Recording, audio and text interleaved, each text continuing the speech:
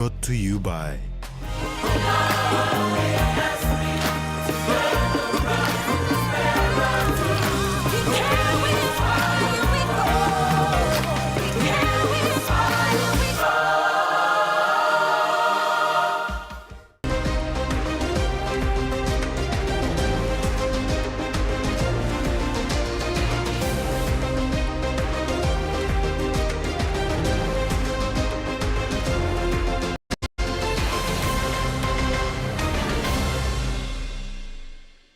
Hello and welcome to another edition of TVWAN News. I'm Rex Litter.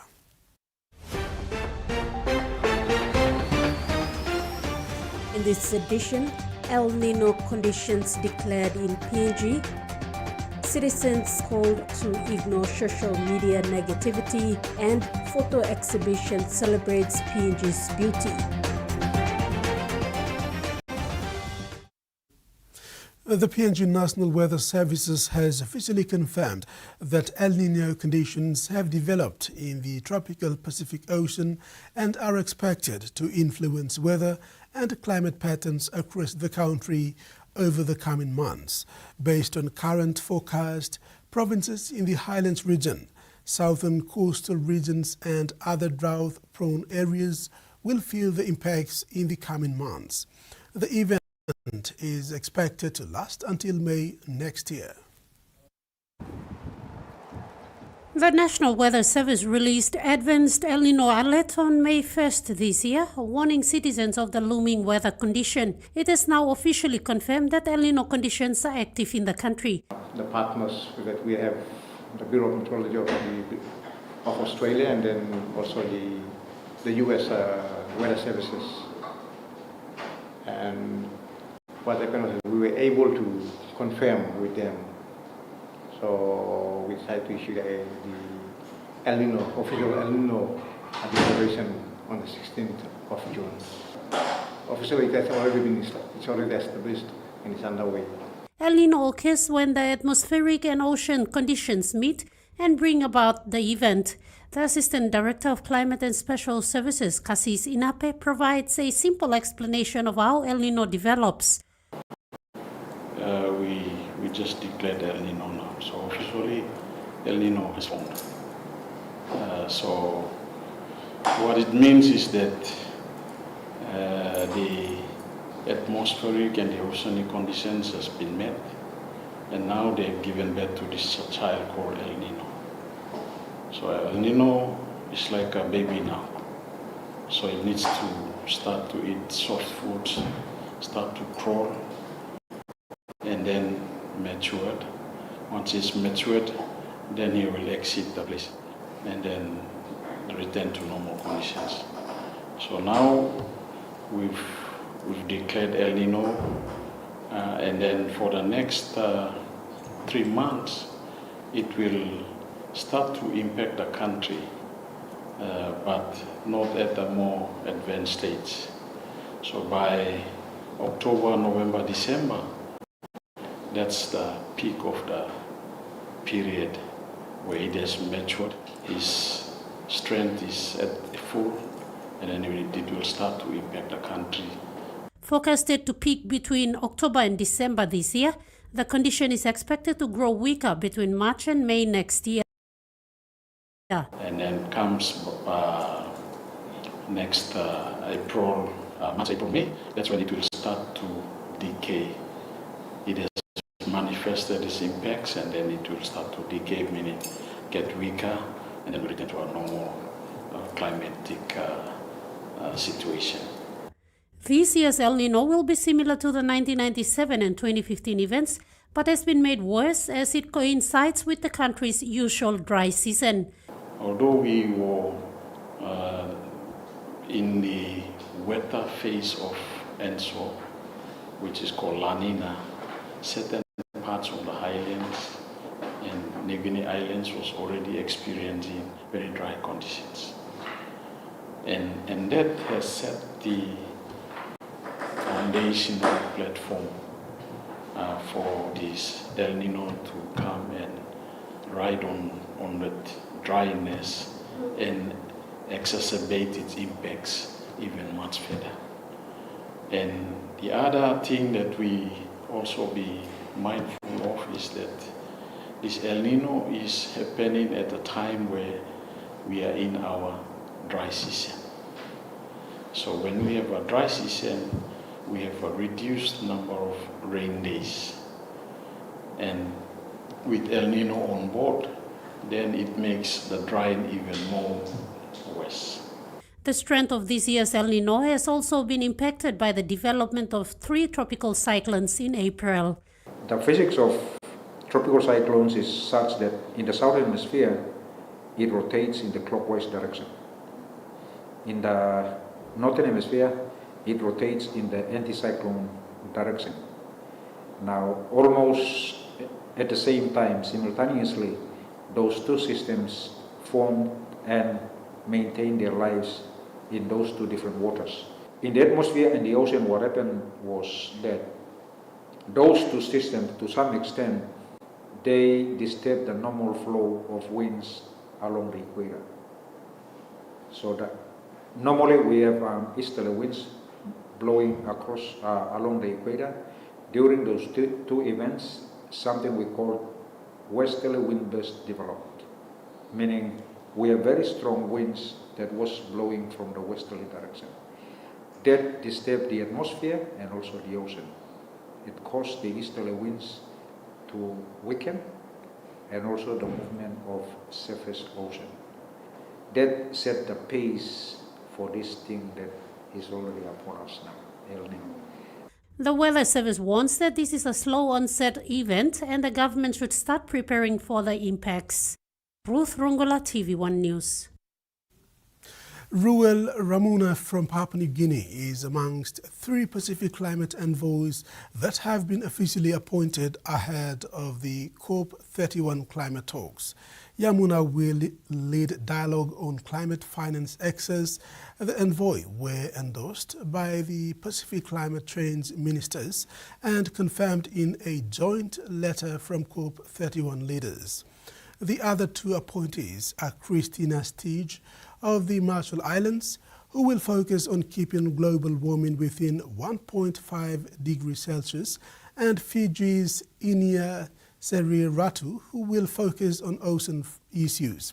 The envoys are expected to strengthen Pacific leadership on climate change and push for greater support from governments, international organizations, and other partners.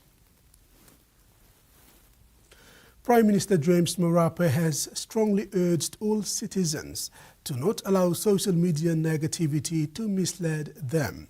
He urged all to look at facts, figures, and the government's actual work in growing the economy instead of being misled by negativity and misinformation on social media. Marape made this call when addressing the leaders of Manus last night during a dinner event in Manus. During a recent dinner event in Manus, Prime Minister James Marape addressed local leaders and emphasized the importance of critically evaluating information shared on social media. He urged citizens not to be swayed by negativity and misinformation, highlighting the potential impact that such narratives can have on public perception and unity. Marape encouraged individuals to focus on practical evidence, including facts and figures, to gain accurate understanding of the government's progress in nurturing the economy. He further emphasized the initiatives and work that the government is implementing to drive growth and improve the livelihood of Papua New Guineans. The Prime Minister also raised concern about the influence of social media on public discourse and the need for citizens to engage with verified information rather than being influenced by sensationalism or false claims. He said PNG had experienced difficult economic periods in the past, including high debt levels, depleted foreign exchange, political instability, and weak revenue performance. He reiterated that his government had been working since 2019 to restore confidence, grow the economy, and strengthen the country's fiscal position. Freddie Mo, TVWAN News. The PNG Independent Commission Against Corruption is currently hosting its second Regional Commissioners Breakfast Workshop in Lae, Morobe Province today. Participants include governors and provincial administrators from across the Morobe region, Momasa region. The senior public officials are there to strengthen the understandings of ICAC's mandate and reinforce practical pathways for collaboration in both corruption prevention and enforcement. The Regional Commissioners' Breakfast forms part of ICAC's broader strategy to deepen engagement at the subnational level and embed a culture of integrity within government institutions across PNG. Today's program will be followed by a business breakfast tomorrow where ICAC will engage with Lae's private sector.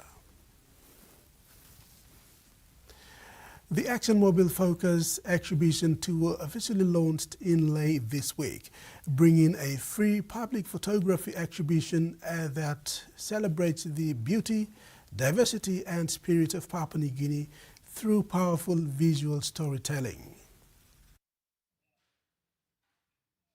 Held at the Papua New Guinea University of Technology, the exhibition features an inspiring collection of images by renowned photographers Rocky Rowe and Dina Olsted. Their work captures PNG's extraordinary landscapes, vibrant cultures, diverse communities, and unique marine environments. The exhibition presents a striking combination of on-land and underwater photography, offering visitors a rare opportunity to experience the country's natural and cultural heritage through compelling visual narratives. From remote mountain communities and village life to the rich biodiversity found beneath Papua New Guinea's waters. ExxonMobil Focus Exhibition Director Beta Somare said through visual storytelling, people can get a glimpse of places they've never been to. One of the reasons why we decided to have this exhibition is because it brings for Papua New Guineans, it shows the diversity of our country, and a lot of the times our people aren't able to visit all these other places, but this exhibition gives them an opportunity to see all those far off, out of the way places that they would probably never get to see. You're getting a view of the ocean, appreciation of the ocean, why we should look after our oceans and not use it as a dumping ground for rubbish. So these are the reasons why we decided to have this exhibition, is to educate a little bit the public on how beautiful our country is and that we should look after it. Ms. Somare stressed that it is in the best interest of the people to have the exhibition roll out to other main centers. Ms. Somare stressed that it is in the best interest of the people to have the exhibition roll out to other main urban centers like Lae, Kuruka, Kokopo, and Medang, rather than Port Moresby alone. A lot of events take place in Moresby and the rest of the country don't see things. So we decided that we'd take the exhibition at least to the 4 urban centres of Papua New Guinea. The exhibition opens daily from 9 a.m. to 5 p.m. Schools, community groups, photography enthusiasts, families, and members of the public are encouraged to attend and engage with the exhibition's diverse collection of images. The exhibition is sponsored by ExxonMobil, Santos, Steamships, and Air New Guinea. Mason Lewis, TVWAN News. Book Belong Pikinini has strengthened its digital learning program through a new partnership with internet provider Lightspeed. The partnership aims to improve internet access across the organization's library learning centers nationwide. The collaboration between Book Belong Pikinini and Lightspeed marks a new chapter for Book Belong Pikinini's digital education efforts. The program supports the organization's existing work in literacy, numeracy, inclusive education, and nutrition. Lightspeed sales manager Stan Euros said the partnership has been something the company has wanted to be part for some time. He explained that helping children learn in a digital world is important as more learning is now done online. Came about last year, back in 2025. We started discussions with Book Belong Pekini team, and our CEO realized that there's more to just providing internet to Book Belong Pekini. It was about the children, the kids, and the teachers and the parents, and in terms of internet these days and what connectivity can do for the kids in the country. So the initiative was done through our CEO in terms of providing Book Belong Pekini with free internet access across PNG. Children at the organization's 16 library learning centers use tablets with the Book Belong Pekini app. The app includes educational games, phonics videos, ebooks, and interactive learning activities. Book Belong Pekini marketing representative Mary Sava said the partnership will support teachers and program coordinators to improve digital lessons for students. We have 16 library learning centers. 9 Mile Library Learning Center is the first to receive this internet connection. So they're very proud to be able to access internet on their tablets. Apart from that, the teachers can also access internet to connect to our head office to do their educational research and so forth. So this has been a very big help for us. The digital content follows the classroom curriculum, helping children develop basic math, spelling, and reading skills through fun activities.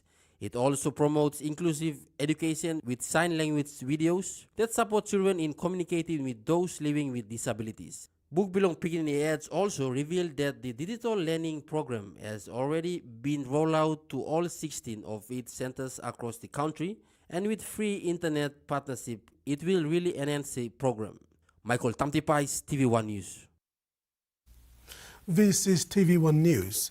New hospital for Gasmata and nursing officer urged safe blood donation. We'll have those stories and more when we come back.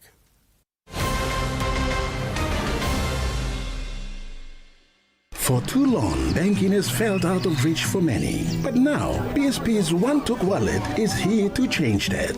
Send and receive money, pay bills, and top up. It's your money, wherever, whenever. Because at BSP, we are committed to improving how our customers connect to our One-Talks, to our family, to the ones we love. BSP's One-Took Wallet. Money made easy. Dial *131# for everyone. What a game this has been. With a minute to go, it all comes down to this. And here they come. They go wide. Passes to Becky. He juggles. Kicks it. Who will get there? No, Kara. He's over. What a try. Oh, the emotions are flowing. Jubilation. Ecstasy. What a game. Yumi Papa na Mama Ground. We protect our land, we provide for our families today and tomorrow. One kind thinking na pasin must stop. ICT infrastructure works the same way. It helps families stay connected, students keep learning, clinics reach patients, and businesses keep growing. When that connection is lost, we feel it because something important in our lives stopped working. That's why protecting ICT infrastructure is protecting our access to life-changing opportunities. A true champion is measured by their courage, their determination, and their passion to never give up and to always keep trying. With a delicious Milo and milk taste and added nutrients, Milo and milk is a great way to fuel our little champions with nourishing energy every day. Because true champions give it their all. Milo, PNG and Mia. Prime PNG made.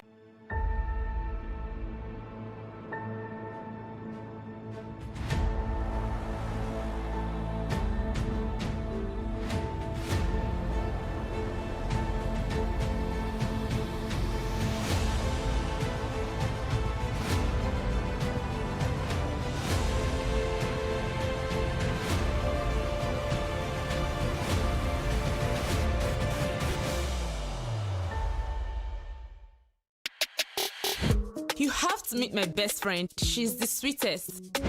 Hey, check out my hair. Which one? The one on your head or the one in the sink? Relax. Next time, just use the Mega Growth Anti-Damage Relaxer. It's infused with wonder oils and conditioning proteins for visibly less hair breakage after retouching. Now your hair looks great. Thank you. Mega Growth Anti-Damage No-Like Cream Relaxer for visibly less hair breakage after retouching. P&G's favorite soft drink now in bottles. Gold Sport brings you fresh, bold flavors in brand new 500ml bottles.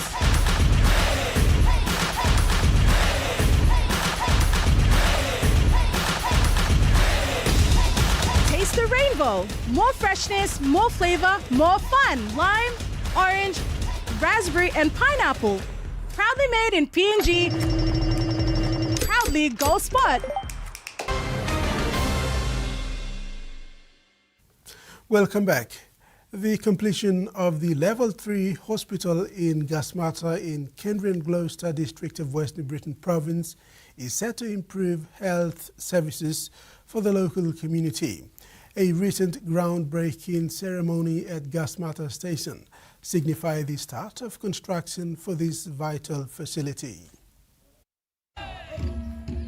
The project is funded by the Minderu Foundation, established by Australian billionaire Andrew Forrest, who has committed 18 million kina towards the hospital's construction. Additionally, the West New Britain Provincial Government is contributing 2 million kina, bringing the total investment for the hospital to 20 million kina. Andrew Forrest, during an earlier visit to Gasmata, expressed his commitment to improving health services in the area. This initiative is particularly meaningful to him as it aligns with the launch of a monument honoring his uncle who was tragically shot down in Gasmata during World War II. The wreckage of his plane has since been retrieved and is displayed at the newly constructed monument, highlighting the historical significance of the location while also making a new chapter in healthcare for the community. Governor for West New Britain Sasindran Mutuwal acknowledged the support as well as the people of Australia for their gesture. Gasmata for the first time, me ba mamas through this lausik by staff na run. Yes. By also witness blow yumi, hard work blow yumi, lo first permanent infrastructure inside lo Gasmata LNG. Gasmata LNG. This facility come out of kind challenges, out of kind issues, but finally me come up. Secretary for Health Pasco Kase, who also participated in the groundbreaking ceremony, called on the people to take ownership of the project and look after the contractors. Now by come up, me like him all community must look out him all contractors. You got experience in some hablo country where all contractors all line lo place all mangi all gonna bagarapim walk long all. Now ali pull out na ali go back na look out house. This la me no like him by come up lo place lo yumi. Yumi on good line. By we must allow him contractor. Chairman of the West New Britain Provincial Health Authority, Professor Matthias Sapuri, also acknowledged the support from the donors and urged the people to make it their business to see its completion. You mean the West New Britain? You be lucky because you mix plenty help you become the government, now people of Australia, now development partners. Also, now Secretary talks about the project. You got plenty more work you come. Biala by Miplama Stredim, Kendian Aushik to Miplama Stredim. Now you got some plan of CHP low profits, all PHA market pinis, and work will go through the process, Robert, not team, while you make sure that also project you must go come out. Representative from the Minderu Foundation, Loretta Belle, thanked the leaders of West New Britain for partnering with the foundation and committed to complete the hospital on time. And it reflects the many years of commitment, persistence and partnerships from the community, from health leaders, from government, from church, and from all those who have held the vision for better health services for the people of Gasmata and surrounding communities. It is also a project that strongly supports Papua New Guinea's National Health Plan 2021-2030 and its ambitions to strengthen access to quality. The health facility is projected to be completed by December 2027. Freddie Moe, TVWAN News. Meantime, Anna Basira Riverol from the Australian Department of Foreign Affairs and Trade highlighted that the establishment of this health facility is a crucial step towards enhancing basic health services in the area. According to Basira Riverol, improved access to healthcare will lead to better health outcomes for the local population and contribute to their overall well-being. The collaboration between the Mindaru Foundation, the West New Britain Provincial Government and Australia highlights their commitment to supporting health initiatives that make a meaningful difference in people's lives.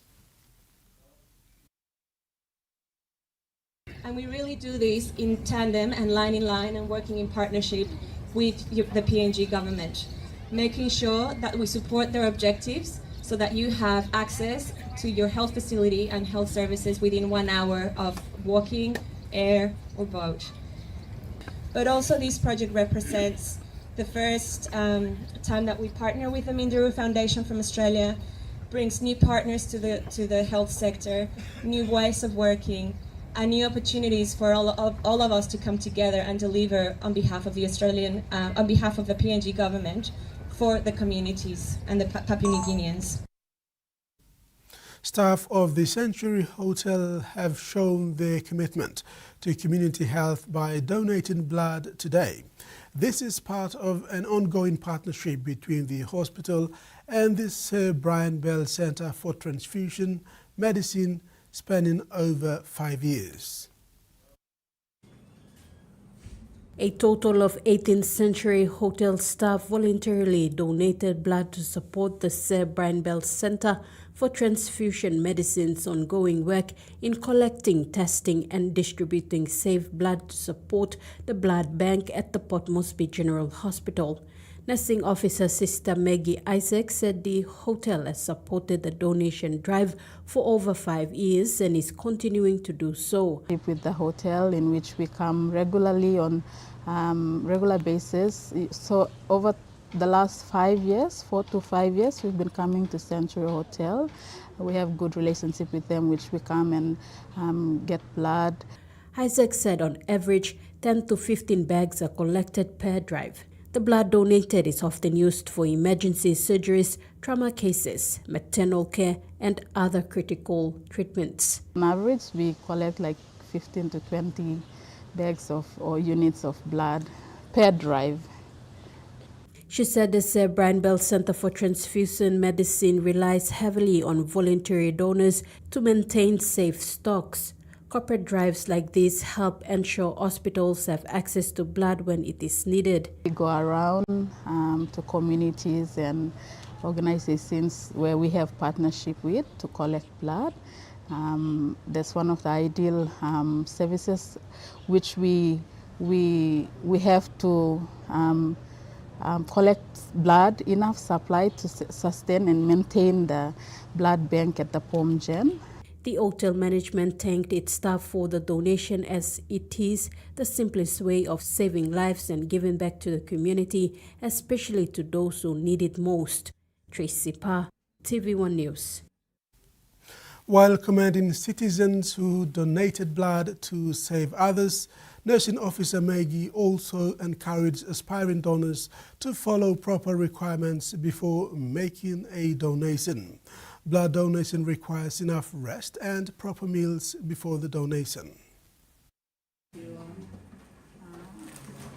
Nursing Officer Maggie Isaac expressed concern that many eligible blood donors often do not understand the proper requirements for donating blood prior to making a donation, leading to many being sent home without donating blood. You know, people come to donate willingly, but due to our criteria and the standards that we follow, we have to reject or defer some of them due to the requirements. They have to meet certain requirements before they can be accepted to give blood. So She said some of the requirements include having proper rest, having a proper meal, and a healthy lifestyle. like that, at least we give in the first hours in the morning, at least we can take you on board if you pass 10 p.m. But no later than 12 a.m. you have to sleep. The body has to be properly rested, and you have to have a light snack or breakfast at least.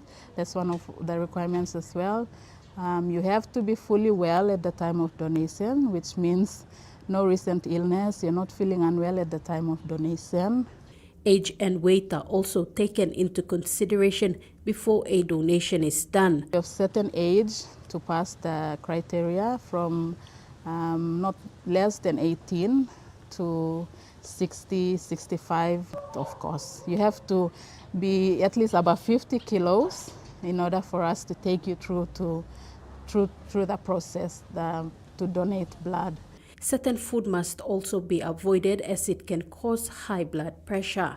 The water, avoid caffeine and tea in the morning, so we look for hydration, and one of the indicators which tell us is the blood pressure. So that's where we call vital signs come into play. She said these requirements are important indicators donors must understand prior to making donations, as it will help them as well. Tracy Pa, TVWAN News. In finance news, the Kina closed unchanged at $0.2285 US in the interbank market. At Bank South Pacific, our Kina was buying $0.2210 US, $0.3115 Australian dollars, $0.1841 euro, and 35 point unit commodity prices at New York closed lower, and all ordinaries closed lower as well. Don't go away. TV1 News continues after these short messages.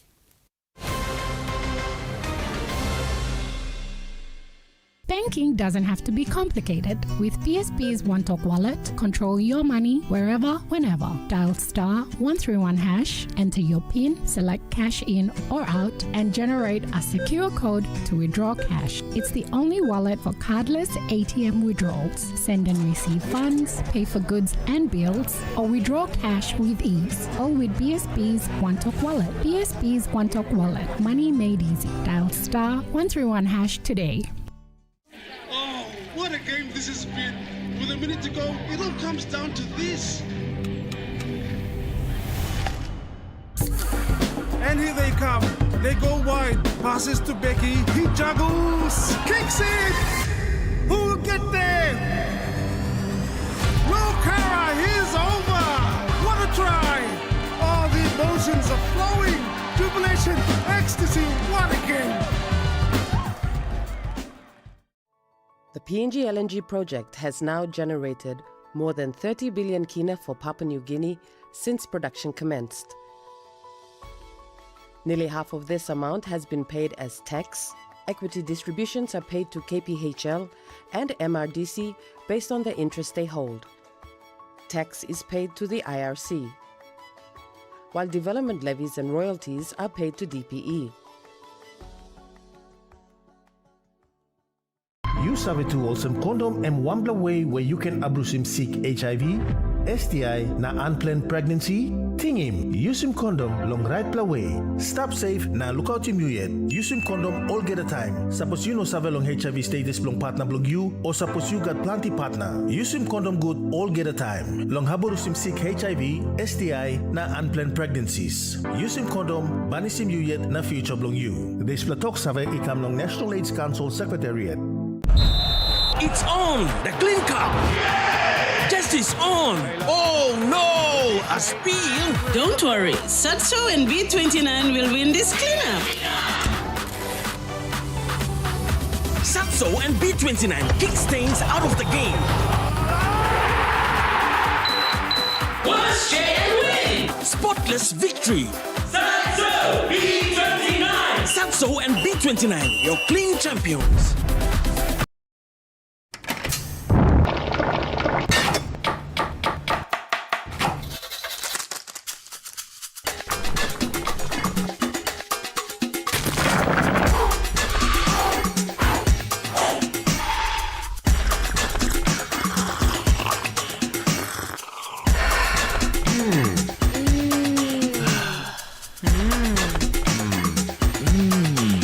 Max Noodles. Tastier, but you like him more. An arrest warrant. It's for Dolores Espinas. Still have unfinished business with him. What business? He's got his eyes on Catherine. He what? I caught Catherine on a little date with that cocky moron. What's your plan for Tanggol now? Can't just let him do whatever he wants after helping him get out. We're going to find Tanggol, and we're going to convince him to do jobs as part of our team.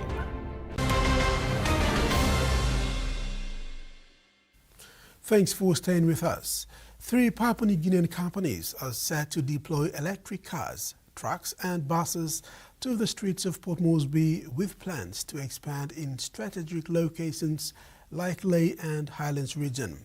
Tura Holdings, Orders Motors and Sahul Energy launched Papua New Guinea's first electric vehicle pilot program, bringing zero-emission light vehicles, trucks and buses to the streets of Port Moresby. The pilot program aims to deploy electric vehicles across 3 categories: light passengers vehicles, medium-duty commercial trucks and urban transit buses, supported by a network of charging infrastructure at strategic locations across the National Capital District. If the pilot program is successful, the 3 companies expand to the strategic locations. Former students of Tiki Memorial Lutheran Primary School in Hagen Central District, Western Highlands Province, have returned to their former school to give back through a donation drive aimed at supporting teaching and learning. Former students of Tiki Memorial Primary School in Western Highlands Province donated educational materials and related items to the school administration in an effort to boost teaching and learning. Now leading different lives as professional and some still pursuing studies, the individuals led by Ken Jacob, a final year journalism student at TVWAN University, is a small token of appreciation to the school staff. Jacob says the initiative was driven by a desire to give back and acknowledge the role the school played in shaping the lives of its former students. The main motive or the reason behind this visitation and donation is to at least give something back to where we all started out from, to show appreciation of what they've instilled in us and they taught us, and we wouldn't be where we are if it wasn't for the elementary school. He says the donation was funded through contribution from former students. Teachers were pleased to see their former students return to visit and show their appreciation, saying it meant that their efforts and dedication had not been forgotten. Current students were encouraged by the visit, a reminder of the positive impact of education. Mason Lewis, TVWAN News. Road repairs in Milne Bay are creating new opportunities for Papua New Guinean businesses under an Australian-supported program. Through the Transport Sector Support Program, local contractors are maintaining key roads while building skills and creating jobs. One of them is Atimed Limited, led by Lily Tiripu, currently working on the East Cape Road. Her company is among 9 firms repairing road connections, helping improve access to schools, health services and markets. The program is delivered in partnership with the Department of Works and Highways, focusing on strengthening local businesses and supporting economic growth. Turning abroad, the Australian Federal Police has been asked to investigate a stunt that disrupted Pauline Hanson's first speech at the National Press Club.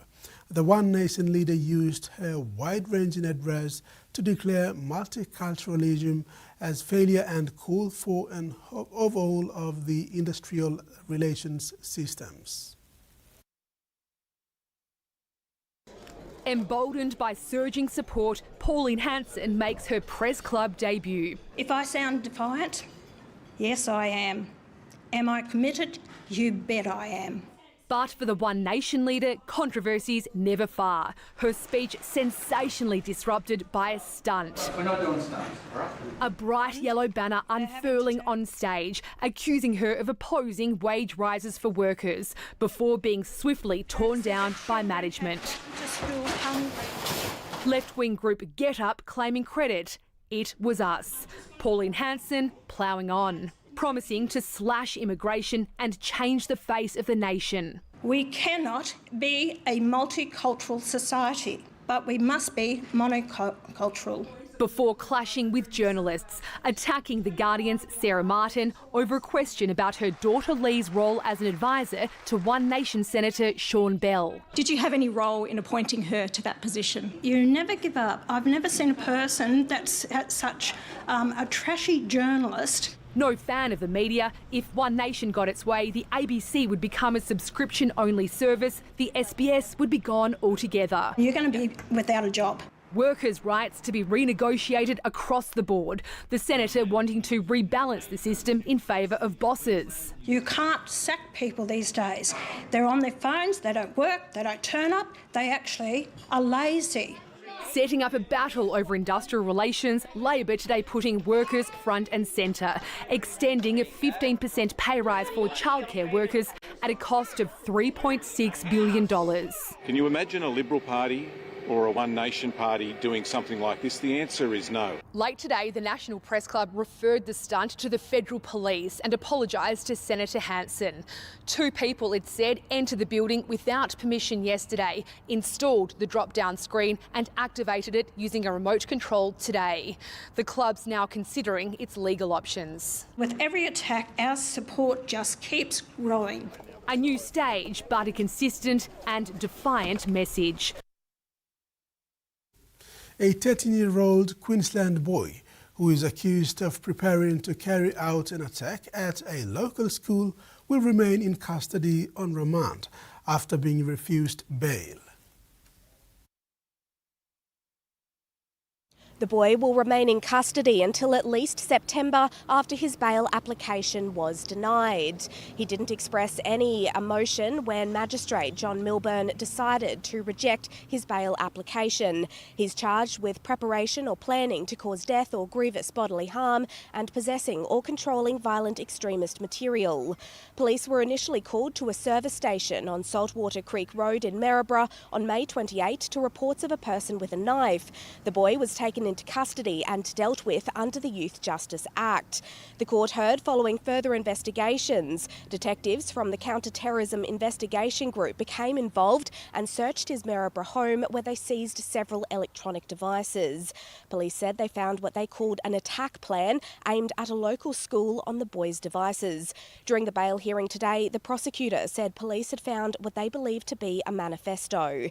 Senior Constable Nick Jones told the court the boy had chosen children as his targets due to their vulnerabilities. But the boy's defence lawyer said the boy wasn't a risk to the public because he stopped himself from hurting anyone at the service station and allegedly told police, "I couldn't do it." The boy remains in custody and the matter will return to court in September. You're watching TV1 News. Later in sports, Maroons sail to decider and Mo off to Taekwondo tournament.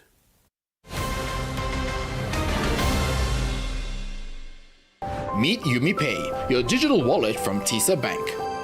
Your gateway to seamless transactions. Withdraw cash anytime at your nearest TISA agent. Send money to family and friends anytime, anywhere. Top up and pay with just a scan. From taxis to coffee and small businesses, UmiPay makes every payment simple. UmiPay, powered by TISA Bank. The PNG LNG project has now generated more than 30 billion kina for Papua New Guinea since production commenced. Nearly half of this amount has been paid as tax. Equity distributions are paid to KPHL and MRDC based on the interest they hold. Tax is paid to the IRC, while development levies and royalties are paid to DPE.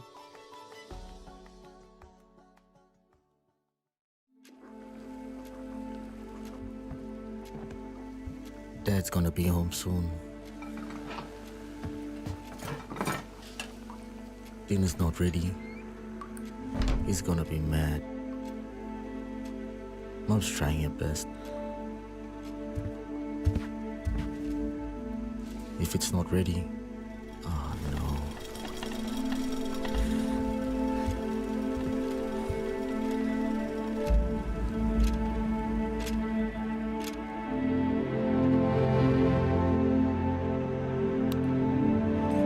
I'm proud of my old man. If he can change, anyone can.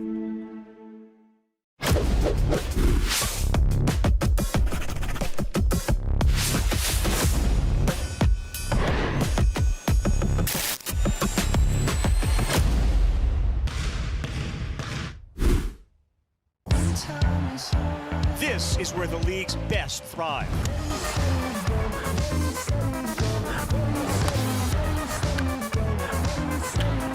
Where unforgettable moments linger. What a catch! And the magic of the game comes to life. This may leave the park. Back on its way out of here. This is where it's at. This is why I love this game. Major League Baseball all season on ESPN. Tonight on One News, Donald Trump agrees to a Stay two-week connected ceasefire to the with stories Iran. that Bombing matter is most, from the heart of the Pacific to communities across the region. One News bring you the latest headlines, real voices, and the issues shaping our world. Trusted, relevant, and proudly Pacifica. Catch One News live weekdays at 4 p.m. on TVWAN. Start your day with Squawk Box Asia, setting you up for the business and trading day. What are you watching? Nobody would be thinking that level of a benchmark is possible. We're live across the region, covering what you need to know from here and around the world that would shape the business day. We know there's two winners in AI. It's going to be China-US. Let's stay away from these companies that are selling it at 40, 50 times sales. It's never boring. Join me for Squawk Box Asia, only on CNBC.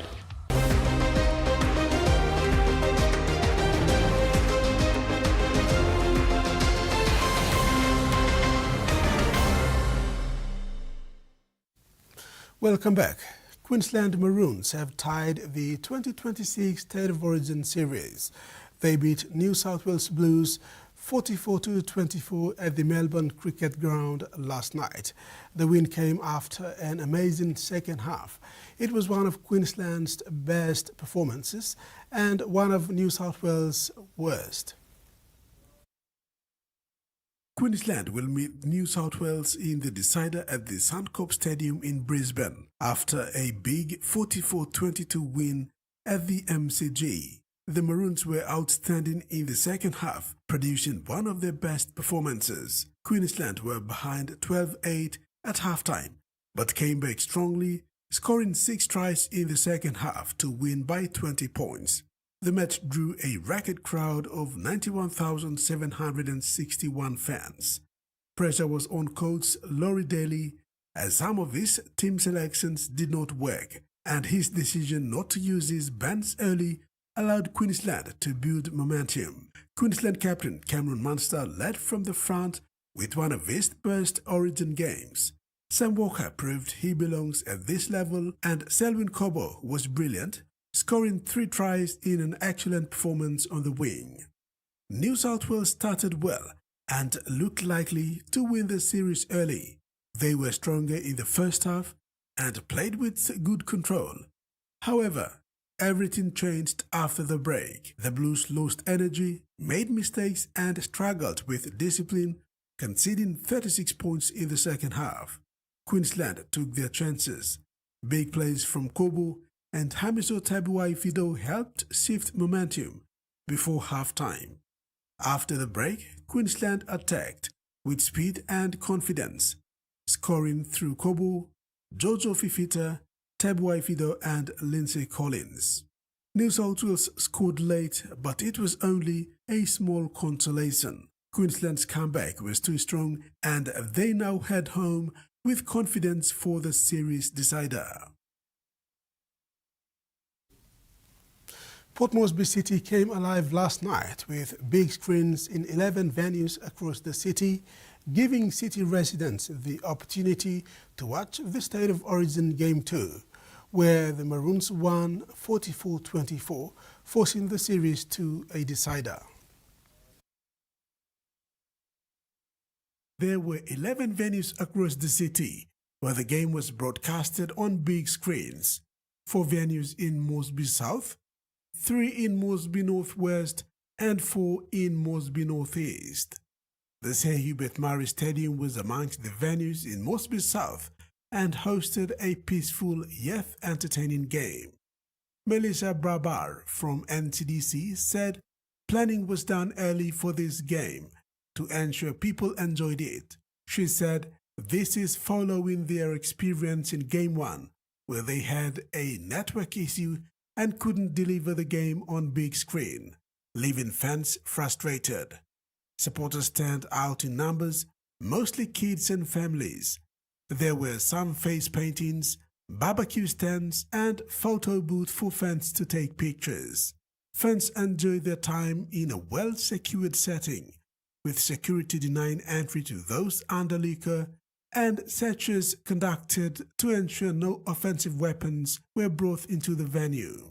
Brabar said the venue is expected to display the series decider on the big screen again and anticipates an even better turnout from the city residents. Meanwhile, Gerehu Stage 3B also had a decent setup at the recreational park. They are also expected to watch Game 3 shown on the big screen too. Rexley. The Sparrows Netball Club in Port Moresby successfully hosted its 4th annual fundraiser at the BCNE Bowling Club on Wednesday, 17th June. The fundraiser attracted 22 teams for the one-day lone bowling tournament. Teams competed throughout the day, with the winning teams receiving prizes at the end of the games. The event attracted many families and friends to the turf. Organizer Lawrence Lahari described this year's event as the club's biggest fundraiser since it began 4 years ago. He said the funds raised will help the club meet its operational costs and support its activities throughout the year. As a club, as a netball club, we can't rely heavily on sponsorship. We must go out and fundraise. So, yeah, this is our major fundraiser. This helps us, gets us through the back end of the netball season, and also supports our end of season presentation. This year's been significant for Sparrows Netball Club. We've just been awarded the SP Sports Awards 2026 National Performance Award. And so we want to make sure that we celebrate this year in the achievements of Sparrows Netball Club by hosting a really good end-of-season presentation. A young Papua New Guinean athlete has departed for Queensland today to compete in a major Australian Open Taekwondo tournament on an invitational ticket. Paul Moe will contest the under 58 kg division this weekend in Gold Coast, facing opponents from South Korea, Singapore and Australia. The 2023 Pacific Games representative player flew off today with great confidence to do his best at the upcoming Gold Coast Open Taekwondo tournament. This will be Mo's 3rd international appearance since representing Papua New Guinea at the 2023 Pacific Games in Honiara, Solomon Islands. The 29-year-old Gulf heritage, son of former Port Moresby Tarangau Rugby League player Greg Moe and nephew of former Kumul Clement Moe, is making steady progress in the sport of Taekwondo. Interestingly, Moe originally hoped to follow in the footsteps of his father and uncle by playing rugby league. However, after watching his close mate Max Kasman competed at an under-15 Taekwondo event, he became interested in combat sports and decided to give it a crack. He said the sport quickly captured his attention. After almost a 3-year hiatus competing at the international stage, Moe is excited for the trip. I'm really looking forward to it because my last competition was in 20 2023, which was probably 916 days I've last competed. So that's probably like way back, like 3 years there. So I'm looking forward to participating in this event because I have a lot of experience from my past that I want to build from that, and I don't want to let go. Mo, among other youths, grew up and mentored through the Casman Taekwondo Club in Port Moresby and has vowed to represent his club with pride. So building from that, I need to go and compete. I cannot just stay back and sit back and watch others compete for me. I have to go and do the job myself. So this is me going out as myself and with my club and coach to get this exposure and build myself. Mo said the transition from rugby league to taekwondo was not easy at first. The first weekend was a bit different and challenging because growing up I used to play a lot of rugby and stuff like that, rugby league and stuff. So that was like more of my go-to sport. Yeah, and more of my social event and stuff like that. But after learning a few things about the game, I realized that, this is something that you should learn and try to experience new things. So I decided to take up the sports. He recalled attending the 2015 Pacific Games in Port Moresby, where he watched clubmate and Olympian Max Casman compete at the top level. That moment inspired him to stay involved in the sport. So I attended that event and I observed how he played. And from that moment I started going back and forth, and things just went on for the next 10 years, and I'm still around with the club. My mentor, Edward Casman, has been tremendous, helpful in all sorts of departments in part of my life, especially in building my confidence. Coming from my background, I'm also a very shy person, but the sport has made me a very confident person as well. Mo said Taekwondo has also taught him discipline, resilience, mental strength, and emotional control. Terry Longwood, TVWAN Sports. And now the weather forecast.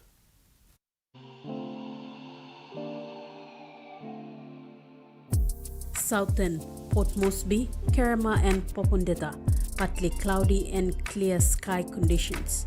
Daru, cloudy with rain and rain showers. Momase, Ley and Medang, partly cloudy. Vanimo, cloudy periods with occasional rain showers.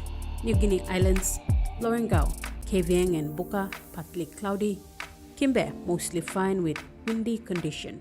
And Highlands region, Mount Hagen, partly sunny then cloudy tonight. Mendi, Tari and Wabeg, partly cloudy with possible drizzle.